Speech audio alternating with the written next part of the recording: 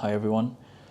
So I've been trying out a lot of things this past year, and I just wanted to talk about some of the more fun stuff that I've tried out. Making a video is one of them. I just wanted to talk about some of the things that I tried out this past year. The things being, I would say these fall into the category of toys, but like I know some of the communities there are like heavily committing into these toys, so calling them toys would be some sort of like understatement. So it's that, let's just call them like activities, fun activities that we've done.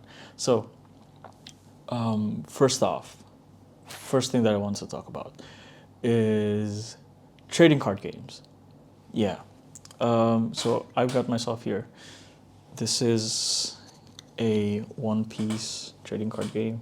Very flashy, I know. Looks very nice. This is of the character Nami from One Piece. I'm sure you've heard of One Piece, but like this is like the trading card game for it. Um, there are other trading card games like Pokemon. I think like one of the more popular one is Magic the Gathering.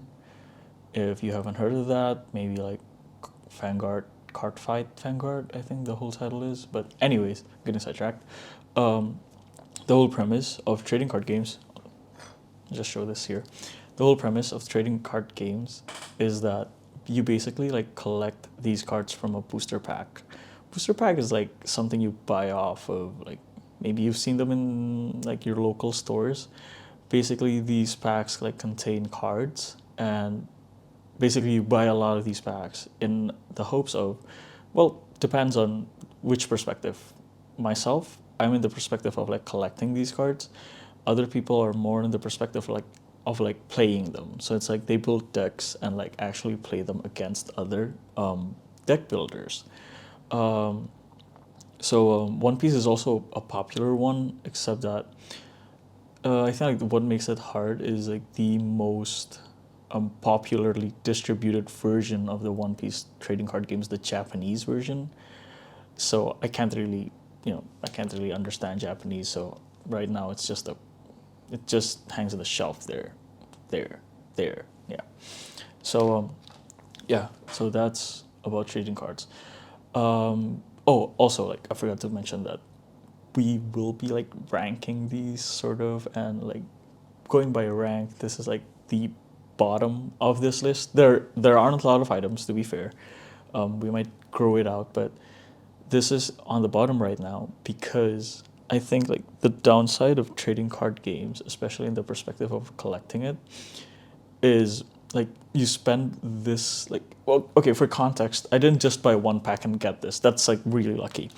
I bought a box for this. So a box contains, at least for One Piece, about 20-ish packs, where each of these packs has 6 cards, I think. So this is like one out of like hundreds of cards. And boxes are kind of more on the expensive part compared to others on this list. Okay, so with that in mind, like, okay, maybe in terms of price range, these are like in the same spectrum, but in terms of what you potentially get, like trading cards are like the worst in like value, because you know buying a box doesn't guarantee you a good enough card that's like can return that value. I'm lucky enough to get this one, but like in other cases, it's so yeah, that's why I'm putting it on the bottom of this list. There's also the consideration of gambling addiction. Like it's, I wouldn't say it's like straight up gambling addiction like the ones in like casinos and stuff, but there's like a low key type of doing it, which is something that's kind of fun in trading card games. Some people find it fun, but it's also dangerous if you're not responsibly doing it. So if you are in this field, please be responsible about your finances on like buying packs. No, just be an adult about it. Think about it. Like in any other hobbies, you have to be like think it through. Like think these through. Like you can't just full commit all of your finances into these. Okay, that's that. That's trading card. That's on the bottom of the list. We only have 3 items, by the way. So chill.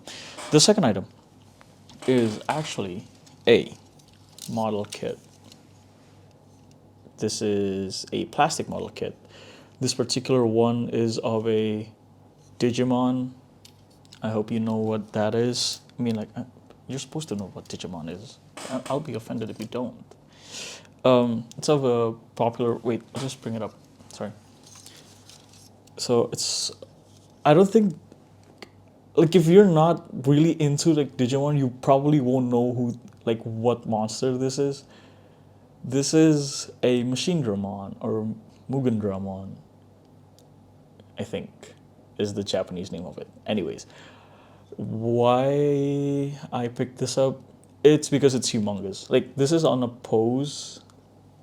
This is on a pose that's like very slanted a bit to the front, but if you like stand this up and if you use I don't know if you can use those like action bases on this, but yeah, this is big, like really big. Um, and this is in the same price range of that booster box I opened and I mentioned last time. So comparing a booster box to this, I prefer this more because there's like the feeling of like building it. So the premise of like model kits, I should have like explained this before. So the premise of like building model kits is that like when you get the box, you get like these runners. Basically, you have to like cut them out, snap them, and then snap them together and like build it, which takes time. And I think that's the most fun part, is because you're looking forward to like building this. You don't just like get it out of the box like Funko Pops. So I think like that's why it's fun, plastic model kits, because you have to like build them, and then like once it's done, you have to like pose them. You see, this is like I think it's a very cool pose. Personally, I think it's very cool. But there are other ways of like posing it. You can move these arms and like play around with it if you want, but I I I'd advise you not to, because they're kind of fragile. But fragile in the sense that you can like, these things can detach themselves, but you can attach them again. I think like the more challenging part is actually during the building part, because well, the instructions are pretty easy, but slip ups happen, mistakes happen, especially if it's your first time. I suggest starting out with an easier model kit, like the SD Gundams. If you've probably seen one Gundams, the Japanese X. Yeah. So enough of that. So that's second on this list of 3 items.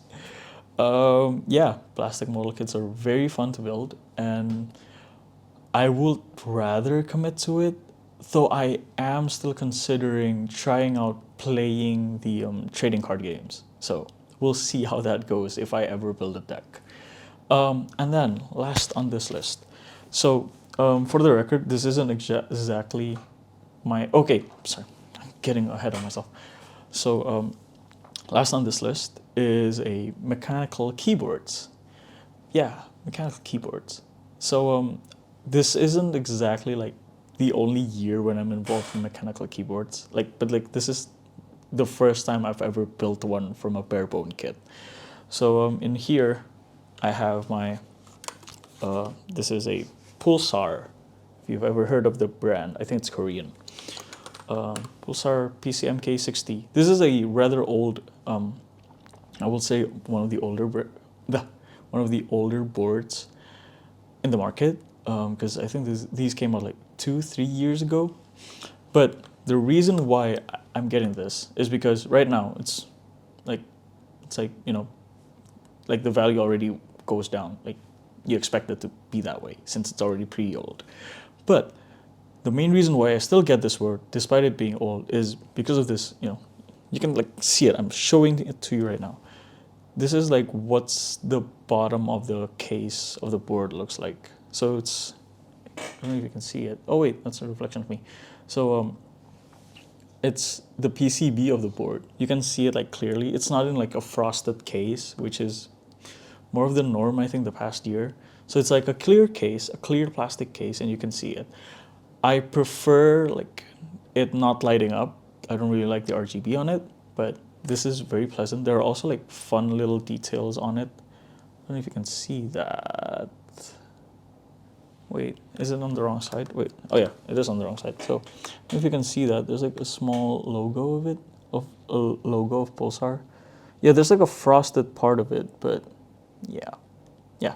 Anyways, Sorry for not being able to show you the details. This camera is not exactly the best. But yeah, that's like the first ever kit that I've built from a bare bone. But it's not actually my first mechanical keyboard. My first board, I already lost it, but 2 years ago, I bought a NuFi Air 75. I haven't even peeled it off, as you can see. This is a very reliable board. The reason why I got another one and build it from scratch is, one, I really wanted to try out building one. Two, I'm getting kind of bored. This is already like 2 years. It's reliable. It's very good. It has function keys, it has arrow keys, but you know, craving something new. And yeah, I guess that's it. So that's like the tier list of this for like 3 items here. But in any case, I think for me myself about these items here is the most important part is about design.